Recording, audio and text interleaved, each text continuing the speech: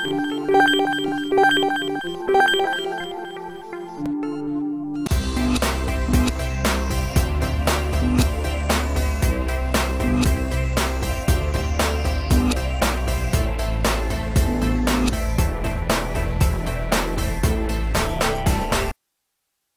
boa tarde, estamos no ar com mais um programa Faça Acontecer, a inteligência emocional na prática. Para quem não me conhece, prazer, meu nome é Rodrigo Fonseca, sou especialista em inteligência emocional e fundador da Sociedade Brasileira da mesma área, ou seja, da Sociedade Brasileira de Inteligência Emocional, que tem como princípio, como objetivo um só, disseminar um conhecimento tão importante e fundamental para a humanidade, que é como nós podemos lidar melhor com esses sentimentos, com essas emoções que nós nascemos com elas, aliás, somos concebidos com elas, e será a última coisa que nós iremos ter em nossa vida, junto com o ar que sairá, será uma emoção que irá junto. Então, como nós podemos lidar com os nossos medos, tristezas, raiva, alegria, ódio, amor, emoções que borbulham na corrente humana, na sociedade humana e que tão pouco falamos dentro de casa, tão pouco falamos em bancas de escola, faculdade, pós-graduação, doutorado, ou seja, não há espaço para as emoções da sociedade. E a Sociedade Brasileira de Inteligência Emocional vem para criar esse espaço. E este programa é para isso, para que nós possamos discutir aqui, trazendo profissionais de outras áreas, para que nós possamos pautar temas que são importantes e que são correlacionados à inteligência emocional. Ou seja, de que maneira a inteligência emocional interfere ou é interferida, as emoções interferem ou são interferidas por outras áreas do conhecimento humano. E hoje nós abordaremos um tema que eu particularmente adoro, sou adepto, ou seja, me trato com este método, com essa especialidade, que é a homeopatia, que nada mais é do que a ciência, pode-se dizer assim, que trata o semelhante com o semelhante, né? Ou seja, que enxerga que a cura está no veneno, né? Os próprios venenos da cobra, os soros da cobra são tirados do próprio veneno e a homeopatia basicamente, daqui a pouco falarei com um especialista, mas no meu entendimento básico é isso, ela trata a causa com a própria causa, bem diferente da alopatia, que tenta tampar aí, maquiar ou esconder as causas com os remédios, são importantes também, eu não nego a alopatia, mas infelizmente nós usamos essa alopatia de uma forma muito forte, muito intensa e estamos apenas maquiando as verdadeiras doenças e mais tarde são desencadeadas outras maiores e nós sofremos com isso. Então, para discutir sobre isso, estamos aqui juntos no estúdio da OTV, junto com um médico especialista em homeopatia, ele foi presidente da Associação Paulista de Homeopatia durante anos e já está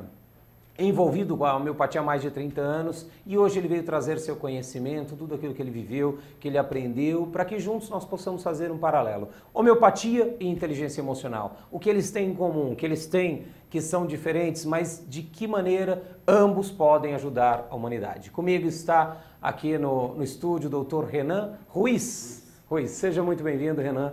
Obrigado pela sua presença e por essa disposição também de colocar no ar, colocar à disposição da sociedade, da humanidade, um tema tão importante, mas tão pouco disseminado também, que é a homeopatia. Né? Então, para começar primeiro, eu acho que é importante as pessoas entenderem o que é a homeopatia, que a grande parte das pessoas não sabe nem o que é. Tem até um certo preconceito da homeopatia porque não sabe. Então, o que é essa tal homeopatia? Homeopatia é a cura pelo semelhante. Essa é uma ideia que vem desde a época de Hipócrates, que ele também tinha a ideia de curar pelo contrário e a ideia de curar pelos semelhantes. Essa sistematização da cura foi feita por Hahnemann a partir de 1790, alemão, né? Ele começou a estudar essa forma de terapia, né? Porque na época existia o tratamento alopático, mas era feito assim, por sangrias, purgativos, então o doente morria mais do tratamento do que da própria doença, né? Ele ia para se curar, morria. Então, uma época extremamente conturbada e ele foi buscar esses pressupostos lá atrás. E, paulatinamente, vai sistematizando essa forma terapêutica concebida como homeopatia. Vai criando uma metodologia. Isso foi um processo de décadas, onde... Bom, outra coisa, como que é feito o tratamento, não é? Como é que é feito esse medicamento? Então, eu pego uma substância qualquer, transformo ela pela farmacotécnica homeopática em medicamento e vou experimentar em pessoas sadias. Então você vai tomando, chega um momento que você começa a manifestar sintomas que não são próprios de você. Mas então, manifestados por aquele... Pelo estímulo medicamentoso que o indivíduo está tomando, mas ele não sabe qual é aquele princípio ativo. Então, existe o tal do experimentador, que na época era ele, depois com os médicos mais chegados, você vai colhendo aquela sintomatologia que vai sendo despertada pelo uso do medicamento. Sim. Isso se chama matéria médica. Então, você falou em cobra. Existe um medicamento homeopático chamado Lachesis muta. Lachesis muta. Que é obtido a partir do veneno da surucucu. Vai tomar veneno? Não. Você vai transformar aquele veneno... Diluir. A Tem questão... um nome, não é diluição. Então, existe a diluição e a dinamização. Dinamização. Que é diluir e agitar 100 vezes para que haja um atrito do princípio ativo com o princípio inerte, que é água e álcool. Nesse princípio, nessa forma de trituração, é que se desperta o poder curativo da substância. Se você apenas diluir, chega a um certo ponto que não tem mais nada ali além de água ou água e álcool. Então, se não houver esse atrito, não existe a confecção do medicamento homeopático. Então, a cura surge... o princípio curativo surge do atrito. Do atrito. Isso é uma coisa que sempre me questionou. Por que que ele triturava ou agitava? Então, existe uma história muito bobinha que se contava e eventualmente se conta ainda. Como ele era uma pessoa muito polêmica, ele era convidado a se mudar das cidades como médico e diziam que os medicamentos atrelados na carroça dele, agitando nas estradas ruins, a cada cidade que ele ia o remédio ficava melhor. Grande balela. Então, eu como sou um cara bastante inquieto e não me convenço fácil das coisas, fui fazer minha tese de doutorado em História da Ciência e fui descobrir esse princípio do atrito, agitação na alquimia árabe do século X e XI. Aí fiz um livro da alquimia à homeopatia, onde eu mostro que o Hahnemann foi buscar desse conhecimento da alquimia árabe para desenvolver a farmacotécnica homeopática. Diluir, agitar. Se for uma substância insolúvel, eu vou colocar em açúcar e vou triturar até chegar ao ponto que eu posso passar numa fase de água e álcool, onde eu vou agitar. Então, sem agitação, não se faz medicamento homeopático. E esse processo físico, é um processo físico, né? Processo que acontece físico. A agitação. Agita, ele libera um processo curativo. Mas se a gente fazer uma comparação aí com, querer entender um pouco de uma forma física, ou usar a física quântica para olhar isso daí, não sei se dá para olhar... Ainda não. A homeopatia não dá para olhar não, ainda com não. esse olhar... A gente sabe que funciona, quântico, mas não sabe provar física, quimicamente, como acontece. Então, por conta disso, nós somos colocados como charlatães. Sim. Nós agimos pela fé. O indivíduo acha que vai se curar e se cura. Ou seja, vira uma um placebo. autossugestão, é um placebo. Só que eu trato de bebês, de dias, né? Eu trato de pessoas em coma, eu trato de crianças com paralisia cerebral. Que não tem consciência alguma. Então, fica aí. Onde está a sugestão, né? E faço isso há 30 anos, né? Com um sucesso terapêutico razoável, porque você não pode atender a todos. Sim, né? você também não fica Mas no mercado há 30 geral, anos por acaso. Por A homeopatia não dura 1790, estamos até falando de hoje. 800, 220 e poucos anos aí, por acaso, né? Vamos fazer para que o pessoal de casa que está aí nos acompanhando entenda melhor, um caso prático. Por exemplo, alergia, né? Eu mesmo já sofri muito de alergia, coceira ou alergia que sai aquelas bolinhas e tal. Sim. E nós que trabalhamos essa parte emocional, nós entendemos, olhamos a alergia como uma rejeição, um processo de rejeição do corpo. O corpo tá criando, demonstrando uma rejeição de algum princípio ativo. E essa rejeição está sendo demonstrada fisicamente, mas tem uma rejeição emocional por trás. De que nós chamamos de inconsciente, aquele inconsciente está manifestando no físico por conta de uma rejeição que ele interpretou, que ele entendeu, registrou, que foi rejeitado em algum aspecto e aquilo vem se manifestando no corpo. Como que a homeopatia trata, por exemplo, de uma alergia, doutor Renan?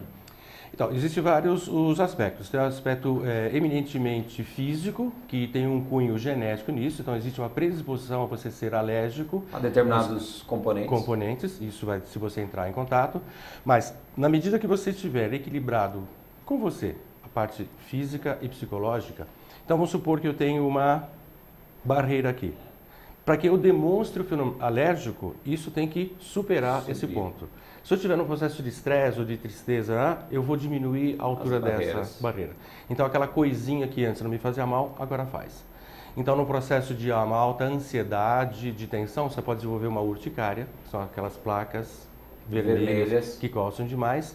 E tem esse processo alérgico crônico, que é uma das coisas que mais vai ao consultório, pacientes, esse tipo de coisa crônica. Rinite, dermatite, asma, faringite, essas ites crônicas todas, onde você não consegue um sucesso terapêutico alopático de um aspecto preventivo. Eu posso até curar uma amidalite, né? Naquele momento. Mas daqui a algum pouco o indivíduo não está equilibrado e vai fazer de novo amidalite, otite, uma crise de asma. Sinusite. Então existe todo esse aspecto comportamental. Então se você me procura para tratar uma urticária, dermatite, tudo bem, a gente vai começar a nossa consulta por aí. Mas depois eu quero saber quem é você.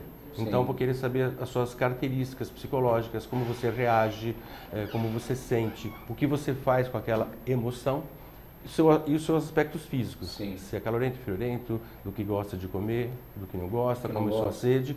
Então, aí eu vou traçar um perfil seu, do doente e da doença que ele tem. E o tratamento vai ser voltado exatamente para essa... Então você enxerga a pessoa, a homeopatia vai enxergar na totalidade. A pessoa na totalidade. E essa totalidade estamos dizendo de físico, psíquico e espiritual ou não? Não chega a abordar? Não, nesse aspecto não. É físico, psíquico e vocês fazem alguma diferenciação entre psíquico e emocional, comportamental? A gente tem, isso chama assim de biopatografia, ou seja, eventualidades que o indivíduo teve durante a sua vida que pudesse ser a causa de. Tá? Então, a gente tenta retroagir até a infância desse paciente, procurando causalidades. Um pai ausente, muito frio, castrador, uma mãe que não dá atenção. Vocês buscam essas causas? Sim, essas causalidades. Né? Então, você tem um capítulo chamado transtornos por. Dos por? Transtorno por. Ciúmes, mágoa, mortificação, desprezo e assim sucessivamente. Então você vai tentando montar aquele perfil do indivíduo e como ele reage àquilo. Então, por exemplo, existe uma caixa preta que sou eu. Então eu sofro um estímulo externo, por exemplo, uma traição. O que vai causar essa traição? Depende de cada caixa preta, de cada indivíduo. O indivíduo pode entrar em depressão, pode ter um ataque de fúria, vai querer matar o outro. Então, problema no coração. Então, existe a causalidade e o que o indivíduo faz com aquela causalidade. Então, a gente vai montando esse grupo. Então, tem o lado mental ou psicológico, sem entrar, porque eu não tenho instrumental como médico, que tem um psicólogo, um psiquiatra ou o que você usa a inteligência emocional. Então, eu tenho que caracterizar o indivíduo, não discutir o que ele vai fazer com aquilo. Né? Agora, só levantar os... Então, mas eu vou tratar o indivíduo como um todo. Sim. Agora, na medida que o indivíduo toma o remédio que lhe pertence, quer dizer, chama esse medicamento de fundo, existe uma tentativa interior de uma reorganização, um reestímulo para que o indivíduo fique bem, física e psicologicamente. Isso, no mais, às vezes o indivíduo passa a se perceber e ele tem mudanças de conduta, de parâmetros. Mas isso é ele que faz na medida que as fichas vão caindo. Não sou eu que faço. A minha responsabilidade é em tratar do indivíduo. Mas a homeopatia faz isso? Pode fazer. Ela pode fazer essa cair de fichas? Pode. Tem um caso muito antigo, de poucos anos de formado. Uma senhora já de 70 e poucos anos me procura com quadro de pressão alta e artrite. Né? E uma senhora de origem germânica, fechada, então a consulta não foi muito para frente. Bom, aí eu tratei, eu trato na primeira consulta e peço que o indivíduo volte depois de cerca de 20 dias, porque eu quero saber o que é que aconteceu, né? Tanto do ponto de vista físico e psicológico. Ela falou, olha, doutor, eu acho que o que eu vou lhe contar tem a ver com o remédio que o senhor me deu. Eu falei, por quê? Não, eu tive um sonho onde eu adentro no escritório do meu ex-marido, já falecido, e o encontro com a secretária. E nesse sonho eu os perdoo. E engraçado que eu tenho medido a minha pressão não tem ficado mais alta e minhas dores articulares melhoraram. Bom, e aí a cardiologia. Então você tem assim algumas surpresas. E ela sabia e existia de fato depois? Então, ela tinha isso, mas ela não tinha contado isso no primeiro encontro. Mas depois ela te contou? Depois ela me contou. E de que maneira vocês sabem, vocês médicos, não. sabem como esse composto químico... eu trabalho muito esse mundo interno aí, esse Sim. mundo que, por exemplo, que ela sonhou, que é todo mundo inconsciente. Sim, isso é muito comum, que durante o tratamento esses sonhos venham, né? Na medida do nosso instrumental de médico homeopata, que abrange isso, a gente tenta trabalhar um pouco de uma forma extremamente tímida, né? Então, existem os profissionais específicos, especializados em cada área. Sim. Então, cada um vai cuidar dos seus aspectos. Sim.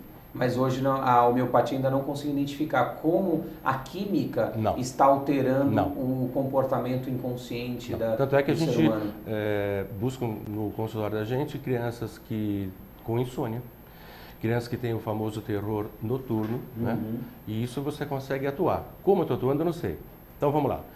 Você pega os vegetal, mineral, animal, transforma em medicamento homeopático e vai fazer a sua especialização, né?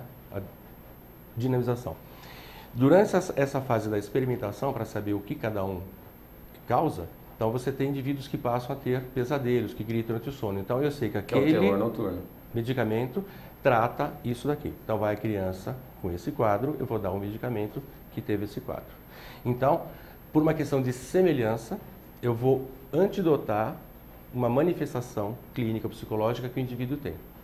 Então, se ele não bebe água com tratamento, ele tende a passar a beber água. Se ele bebe muita água com tratamento, ele passa a beber água adequada. Então, o que a gente procura é um equilíbrio do caminho do meio. Agora, o processamento disso... É aquilo que a gente estava falando antes do início do programa, doutor... Renan. Ruiz é o seu sobrenome, doutor Renan. Sobre o processo da inteligência emocional é buscar a raiz na própria doença. Por exemplo, a depressão é buscar a cura dela na própria raiz, na escuridão dessa depressão, né? Onde está a raiz disso? E ou seja, nós vamos conduzir a pessoa para que ela olhe aquilo que ela está mais com medo e percebe que tudo aquilo que ela estava com medo era um bicho de sete papão que ela criou, fantasioso, que não tem... Eu faço muita comparação com um desenho animado que aparece aqueles ratinhos numa caverna mal iluminada, que tem uma iluminação indireta, e que o ratinho parece um monstro na parede, Sim. a sombra dele. E mais ou menos são esses os nossos maiores monstros emocionais. As projeções que você mesmo faz. São as projeções que engrandece, que agiganta esses monstros, só que quando você olha, bota a luz, a consciência, a luz da consciência... A tomada da consciência. Você fala, cara, não é nada isso. Então, pelo que eu estou percebendo, que nem essa senhora germânica alemã, o que ela fez aquilo que ela tinha mais medo de olhar era que o marido, por exemplo, tinha traído ela. E foi o que aconteceu. E foi o que aconteceu, e foi o que ela viu. Pô, tá bom, bacana, ele traiu, acabou. Então, mas foi uma causalidade, que a transformou em doença. Sim. Parece uma coisa maluca, né? Mas a gente fica doente para se manter vivo, né? Em que sentido? Em que sentido? Assim, eu estou bem. Aí vem uma causalidade que eu sou suscetível. Eu vou ficar doente. Então, eu posso ficar doente e me recuperar ou posso morrer. Então, entre morrer, eu prefiro ficar doente e fazer um ponto de sequela, por exemplo, que é um pauzinho que mantém o caule em pé. Então, a melhor... Então, por exemplo, vamos lá. Hoje ela é médica, na época ela era criança, a mãe a trouxe a menina por questões de amidalite de repetição. Toma antibiótico, fica legal. Melhora, outro antibiótico e assim vai. Então vamos buscar a homeopatia. Tudo bem. Então você faz toda aquela anamnese com a mãe, eventualmente com a criança, dependendo da idade, se ela sabe se expressar. Bom, resumindo a ópera, era uma criança muito contida, um pai muito severo, muito bravo, autoritário, e a criança não conseguia se expressar e as coisas paravam na garganta. Aí mediquei a criança, por exemplo, o remédio era dela Stafizaglia. Stafizaglia. Stafizaglia. E o objetivo do Stafizaglia é o quê? Eu falo para os alunos que é o medicamento que abre a panela de pressão, né? Que é um medicamento muito contido. Então a minha é contida, vai ter que tomar um medicamento que na sua experimentação se demonstrou contido. Mais. E depois de algum tempo vem o pai vem à consulta querendo saber o que é que eu dei para a filha dele. Eu falei, por quê? Ela piorou da doença? Não, ela está ótima, nunca mais teve amidalite. Mas ela está mal criada, até respondona, está me enfrentando. Eu falei, bom, veja bem, vou lhe explicar por que ela fazia as amidalites. Né? Então, é essa forma. Lógico assim, o meu foco, não sou psicólogo nem psiquiatra, não é. Mas na abordagem de indivíduo, saúde, doença, então tem o que eu sou, o que eu posso fazer, o meio que eu vivo. Então eu tenho que compreender essa totalidade e medicar. Aí o indivíduo ele vai ser o melhor da potencialidade dele. No ambiente que ele está. No ambiente que ele está. Eu não faço mágica. Sim. Eu posso otimizar o que ele pode ser, só. Só isso. E esse Staphysagria, nesse caso, ele é para conter ainda mais a pessoa? Não, é um medicamento extenso, muito grande, tem 1000 indicações, desde piolho até altas coisas emocionais. É isso que me intriga na homeopatia. Como uma mesma coisa, aliás, me intriga não, porque se você parar para pensar na inteligência emocional, é isso também.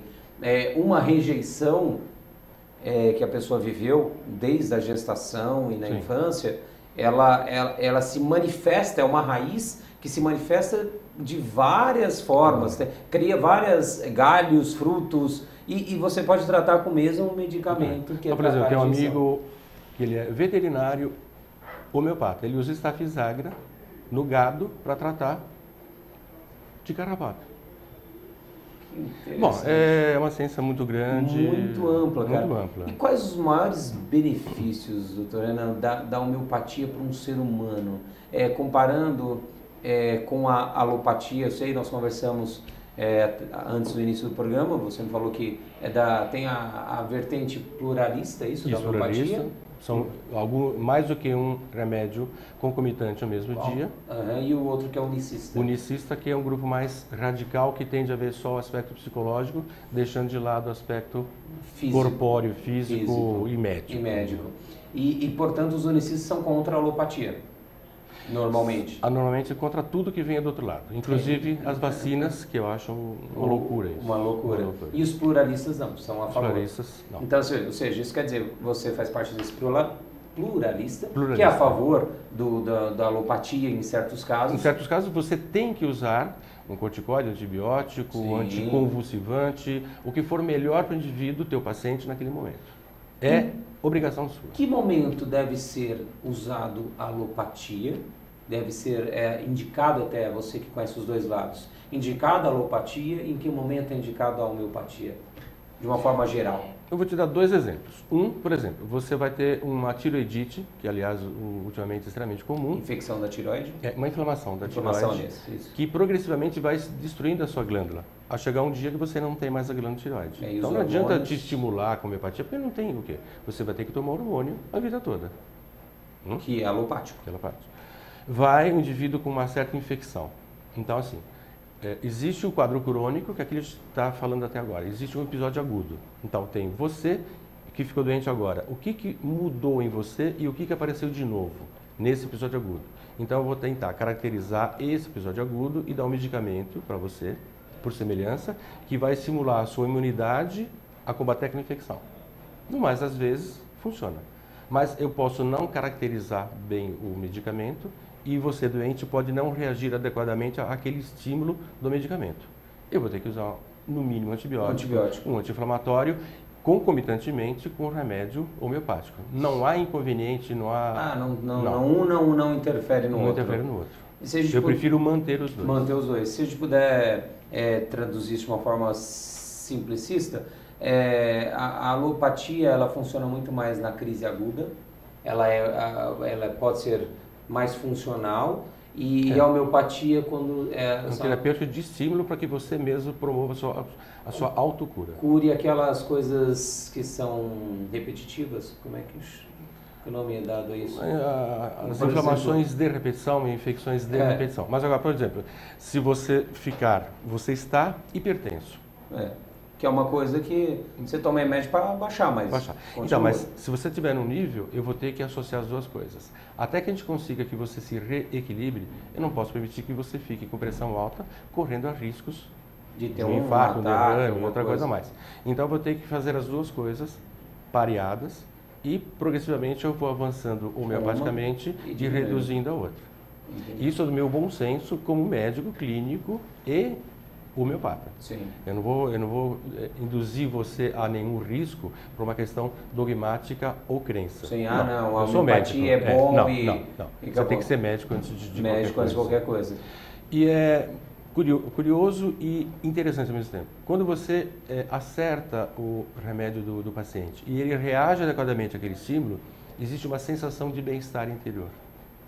É a mesma sensação que é despertada na acupuntura. Então o indivíduo pergunta, você me deu alguma coisa para dormir? Eu falei, não. Eu estou dormindo tão bem. E outra coisa, você deu diurético? Eu falei, não. Urino tanto? Por quê? Você está indo para o seu eixo. Para o seu ponto de equilíbrio. E essa sensação de bem-estar. Mas você faz comparativos ou questionamentos para esse seu paciente de tipo, você e como é que estava aquela situação, tal. Você sempre faz um checklist. Lembra que você falou isso? Eu nem lembrava que tinha isso. Esse comportamento que você tinha com seus pais, com sua esposa, marido... Falta um monte de coisa. Isso é uma coisa mais a médio e longo prazo. Sim. A mais próxima aqui é no aspecto orgânico. Você tem um intestino preso, você ia a cada 4 dias, agora você vai a cada 2, um dia sim, um dia não. Né? Porque você tem que melhorar em todos os seus aspectos. Olha, o remédio está excelente, estou me sentindo muito bem. E aí? E você ia ao banheiro a cada 4 dias? Continua. Falei, a gente vai ter que rever. Porque se do ponto de vista orgânico você não teve um equilíbrio, né? Integral, então tem alguma coisa errada do ponto de vista emocional. Talvez uma indução, talvez uma pressão errônea, alguma coisa não está certa. Então eu paro e a gente vai reavaliar o tratamento como um todo. E você chega a indicar para esse paciente um processo de ele se trabalhar emocionalmente, sim. psicologicamente? Sim. Fala, cara, você vai precisar porque chegou um ponto que a química não está te E eu falo para o paciente, todos nós devemos fazer 2 coisas na vida, RPG e terapia. Todos. É a forma de falar. Mas sem dúvida que isso... Mas as pessoas ainda têm aquela crença, e eu acho que até o médico é isso também, que só vai procurar uma psicóloga, uma inteligência emocional, alguma coisa do tipo, quando ela está doente, quando ela está mal. E vencer um preconceito. A mesma coisa, eu acho, a homeopatia. As pessoas te procuram só quando estão doentes. Sim. Ninguém te procura para fazer uma manutenção. E por essas coisas crônicas, depois que já... Crônica, essa palavra que eu queria Então, por exemplo, uma criança que em 2010 tomou 10 antibióticos. Em 12 meses ela tomou 10. A partir de janeiro de 2011 até hoje, nunca mais. E aí o pai que não acreditava, mas você vai levar no homeopata, vai gastar um dinheiro desse com essa consulta, vai tomar essas bolinhas, essas gotinhas. Bom, aí depois que o familiar, geralmente o familiar, o pai, né, o durão, o machão que não acredita, ele é um dos primeiros a mobilizar e procurar a consulta, nesses casos. Mas o clássico vem a criança, depois vem a mãe, vem a avó e o pai. Mas no caso dessa criança dos 10 antibióticos, veio o pai. Em segundo lugar. Ele tomava 10 antibióticos? A criança tomou 10 antibióticos em um ano por ites. Otite, amidalite, sinusite. Isso é comum. E nesse caso era o quê? Não cheguei à causalidade dessa criança. Mas nem precisou? Às vezes você não precisa ir tão fundo. Né? Então não precisa necessariamente ir a fundo da causalidade. Não. E aí você vai pelo bom, sintoma. Mas não é estritamente necessário. Aí você vai exatamente pela sintomatologia dessa criança, especificamente a família e tudo mais. Sim. E depois o pai veio com outras questões. Então, existe essa, pelo menos o meu ponto, né, de você se tornar o médico da família. Sim. Porque isso você, é muito comum. Né? Lógico que eu não posso abrir mão de um pediatra, não posso abrir mão de um neuro, no caso de uma crise convulsiva, né? Eu tenho que fazer as pontes. Sim. Mas esse meio de campo, quem faz é o clínico geral médico de família, que é um ser em extinção. E hoje tem um perfil, doutor Renan, de pessoas, de público que procura um perfil, uma média, né? De perfil de pessoas que procuram o seu trabalho, não só o seu homeopático, mas como qualquer homeopata? Não.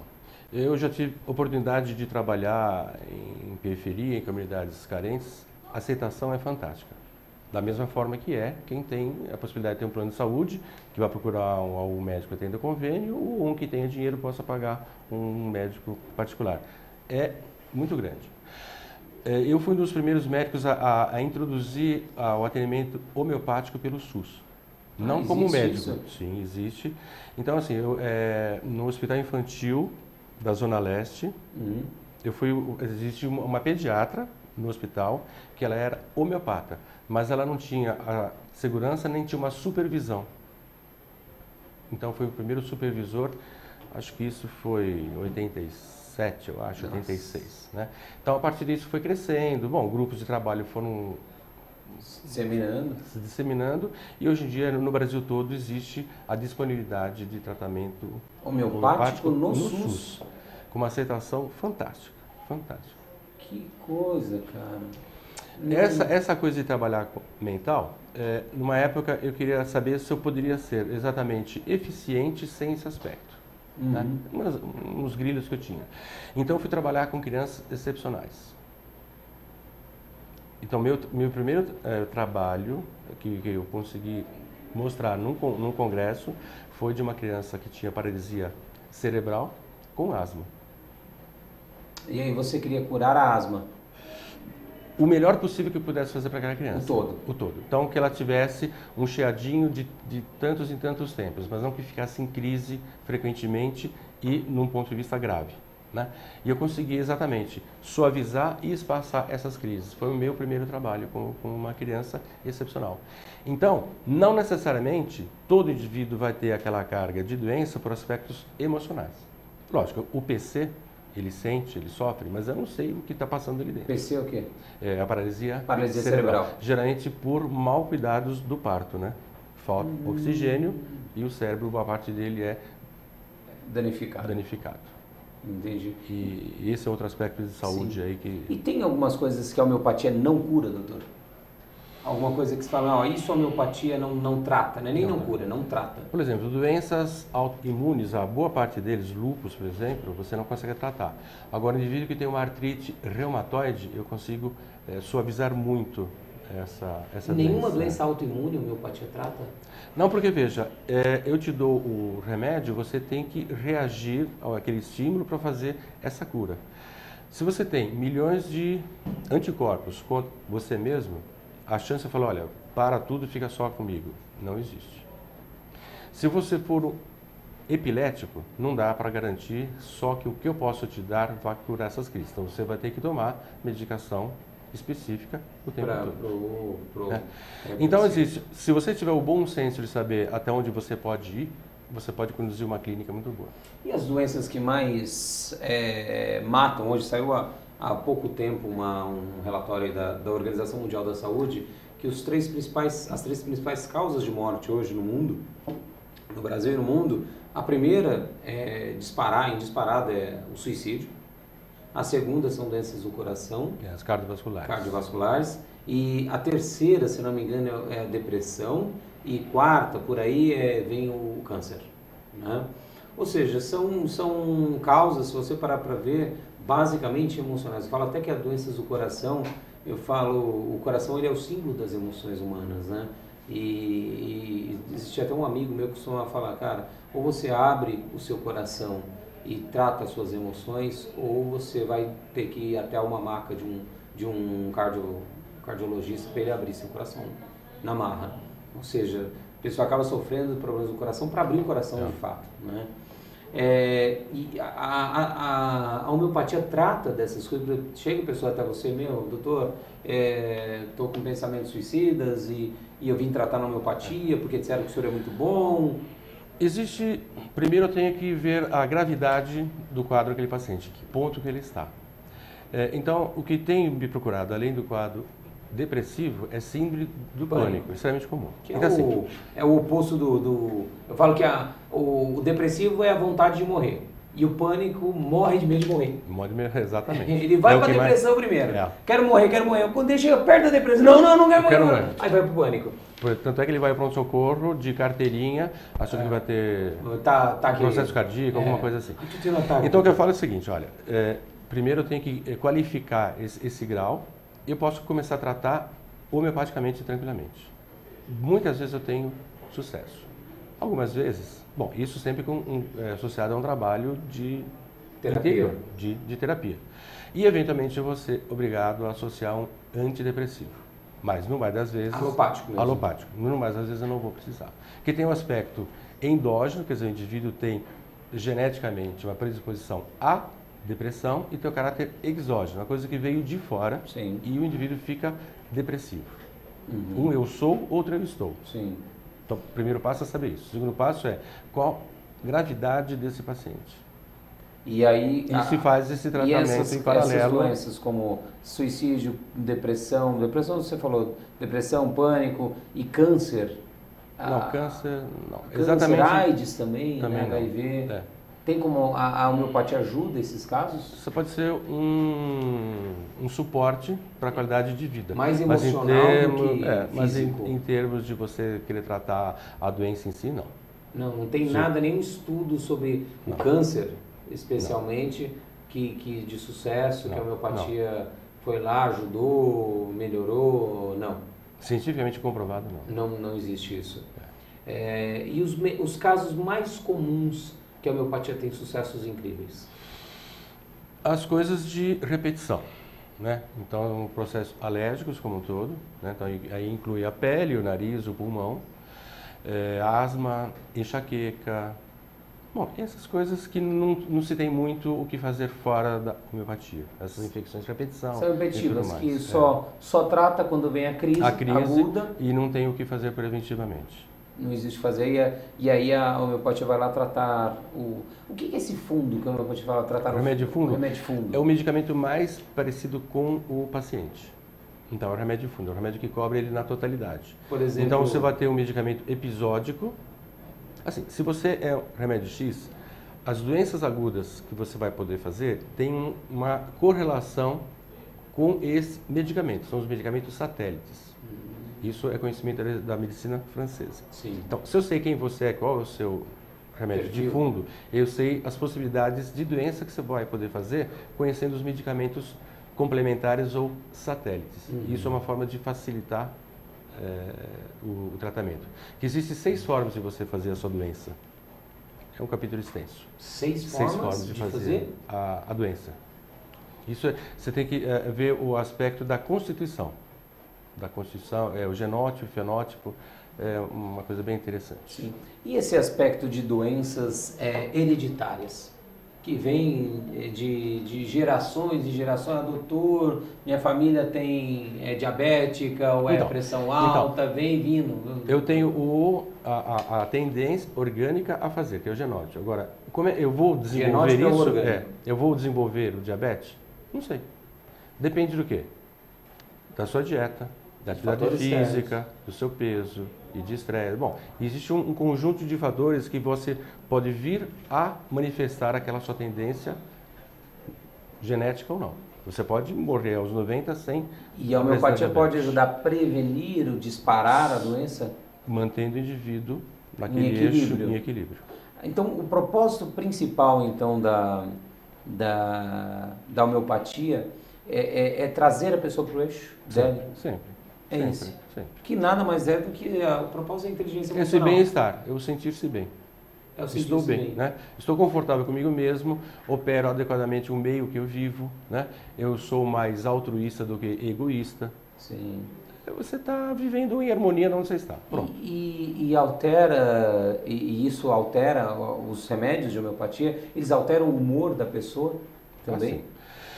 Ou seja, aquelas pessoas Então, se você já veio de fábrica ciumento, você veio de fábrica ciumento, mas de 0 a 10, quanto que era de fábrica? Era 3, 4. E você me procura hoje e você está possuído, você está com 9 de ciúme, você está transtornado, né? Eu vou conseguir ao máximo... você vira um paranoico. Eu vou conseguir trazê-lo ao teu ponto de fábrica, que é os seus 3 ou os 4. Sim. Isso é teu. Sim. Eu não faço milagre. Sim. E hoje a homeopatia, ela ainda encontra resistência do CRM, das organizações médicas? Ela é uma especialidade médica desde 1981, reconhecida pelo Conselho Federal de Medicina e a Associação Médica Brasileira. O preconceito é imenso. Até hoje, cara. Agora, eles cobram que nós não temos uma produção científica que demonstre tudo isso. Só que a gente tem espaço academia para fazer esse tipo de pesquisa? Não. Não. Só que a metodologia de pesquisa que existe para alopatia não pode ser aplicada na homeopatia. São duas áreas completamente diferentes. Porque assim, vamos supor, vamos tratar de hipertensão. Então tem o grupo A, o grupo B.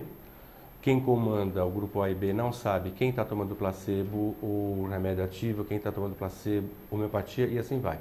Então a gente chama isso de um estudo duplo cego. Sim. Então o experimentador e quem conduz não sabe quem é quem. E para você ter uma melhor especificidade desse estudo, você faz com cruzamento, um crossover. Então nós vamos tratando, chega num ponto, esse grupo se cruza. Só que, se você tomar uma droga para controlar a sua pressão, ela tem uma meia-vida. Depois de X hora, ela não age mais. Sua pressão sobe. O remédio que eu te dou, não. Ele não tem esse timing. Ele estimula e fica em você. A homeopatia não tem meia-vida? Para episódio agudo, uma febre, uma dor, você tem que dar o estímulo com uma frequência maior. Porque você está consumindo o medicamento. Sim. Na medida que eu estou indo nessa fase de manutenção, quando eu fizer esse crossover, o meu remédio está funcionando ainda. E vai estar agindo no grupo que eventualmente ele estava tomando o princípio ativo. Sim. Então eu tenho que ter uma outra metodologia para conformar. Por quê? Eu não posso dosar o medicamento homeopático, eu não posso, e não tem mecanismo de ação. Eu tenho só os efeitos curativos. A única coisa que eu posso demonstrar é o efeito curativo. Tipo, o cara tinha esse sintoma e não está tendo mais. A adenoide era desse tamanho e agora... Diminuiu. Só. O que eu fiz? Eu nem imagino. Eu peguei um medicamento que atua nesse aspecto da doença. E dei. E funcionou. Agora, como, por quê? Ninguém sabe. E sempre ocorre isso, né? Não sei se no seu caso também. Sempre ocorre a piora? Não necessariamente. Não necessariamente? Existe assim, se piorou que você vai ficar boa. Sua pele está péssima, você vai ficar boa. Eu nunca gostei disso, que o que você não precisa sofrer para ficar bom, né? Você não precisa ter um milho para ficar de joelho para ficar bom. Sim. Dependendo da forma como você inicia o tratamento, você evita isso. Inicia em que sentido? Quanto antes? Não, existe assim, o remédio e o grau de dinamização dele, né? Classicamente é 6, 12, 30 e aí vai. Se o indivíduo tiver alguns aspectos comportamentais exacerbados, e o físico dele não tiver com a sua forma, a função de eliminação adequada, ele vai piorar.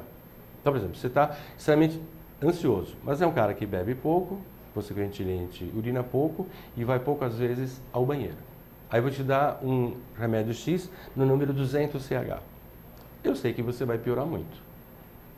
Porque é complicado, mas a parte hemopterial, a parte de eliminação sua não funciona bem. Então você vai ter uma piora emocional e pode até ter uma exacerbação do seu quadro alérgico, por exemplo. Então eu vou começar com um remédio seu, número 12, número 18, devagar. E aos poucos você vai se reequilibrando. Assim, você está aqui e quer chegar aí. Se eu te dar um empurrão, você vai tropeçar e vai cair. Agora se eu for acompanhando você... Vamos lá, vai, vamos junto. Suave. Que bom. E se você pudesse traduzir a homeopatia aí para os leigos que estão nos ouvindo, que nunca ouviu, já ouviu falar em homeopatia, com certeza todos já ouviram, mas que não sabem, para que ele possa tirar esse preconceito que ainda existe, o que você poderia dizer para desmistificar a homeopatia, doutor Renan? Bom, primeiro que ela não é uma panaceia, né? Não é um tipo de tratamento que você vai curar tudo, né? Então, não precisa de mais nada aí fora. Fique comigo que eu trato tudo. Isso é uma grande mentira. Se alguém te falar isso, você já sabe, bom, não é aqui que eu vou ficar. Uhum. Ela pode ser levada unicamente como tratamento único e ela pode ser em associação com alopatia, acupuntura. É um medicamento, como já dissemos até agora, que é um medicamento que vai atuar nesses processos crônicos de repetição, com uma vantagem fantástica. Atua e também em processos crônicos de indivíduos adultos, desde que haja essa parceria. Sim. Né? O tratamento, a qualidade de vida, o peso, e atividade física e terapia. Então, assim, uma forma de tratamento que me satisfaz, né? Eu fico muito confortável em ser um 30 anos, médico né? homeopata, desde que você tenha essa preocupação clínica com o bem-estar do paciente. O que é bom para o indivíduo nesse momento? O que for melhor para mantê-lo vivo da melhor forma de saúde. É aquilo que eu vou procurar dar para ele. Que bom. E quem quiser saber mais, as pessoas que estão nos acompanhando aí, teve alguma dúvida, quer te procurar também, gostou do que ouviu e quer tratar com homeopatia, tem algum contato que as pessoas podem te procurar, que as pessoas podem te ligar, ou site, ou e-mail que podem te procurar? Eu acho que o mais fácil seria o site, que é o meu nome junto, é Renan, R-E-N-A-N, está lá, tá lá na tela. Renan Ruiz, @terra.com.br. E ali o telefone do 3051-4146. Aí só procurar ali, te encontra. Por conta de algumas de links que eu tenho, assim, pacientes do Brasil todo mandam e-mail. Lógico, não existe a forma de você tratar por qualquer outro meio que não seja o tete-a-tete, né? Mas tirar uma dúvida, olha, você conhece alguém na minha cidade? Sim. Olha, você acha que posso tratar com homeopatia? Você acha que se eu for tratar isso vai funcionar? Exatamente, é uma forma de orientação geral. É muito bacana isso, essa coparticipação. Muitíssimo obrigado, doutor Renan. Obrigado a você pela oportunidade. Pelo seu conhecimento, por vir desmistificar a homeopatia, que eu particularmente amo, me trato com ela há mais de 20 anos e funciona. Sou prova viva que funciona. E a você, obrigado pela sua companhia, por estarmos juntos mais um programa. Opa, um mosquito. Mais uma vez juntos aqui no programa Faça Acontecer. Quarta-feira que vem, às 16 horas até às 17 horas, estaremos juntos novamente aqui, trazendo mais um entrevistado, mais uma pessoa, trazendo uma parte do conhecimento humano para que nós possamos fazer esse cruzamento com a inteligência emocional. Como várias formas aí de conhecimento humano pode ser agregado e ajudado quando você cuida externamente, mas também quando você cuida dentro. As emoções, aquilo que elas acabam criando problemas, mas também podem criar soluções. Obrigado pela sua companhia. Você acompanhará agora aí no final um vídeo sobre este treinamento de inteligência emocional, que eu estou envolvido aí há mais de 16 anos. E caso você queira trabalhar essa parte interna, também está convidado. É um final de semana onde você pode mudar o resto da sua vida, se conhecendo mais, tendo uma autoconsciência das suas emoções e de como você funciona. Obrigado pela sua companhia, um beijo no seu coração e até quarta-feira que vem às 16 horas no altv.com.br. Tchau!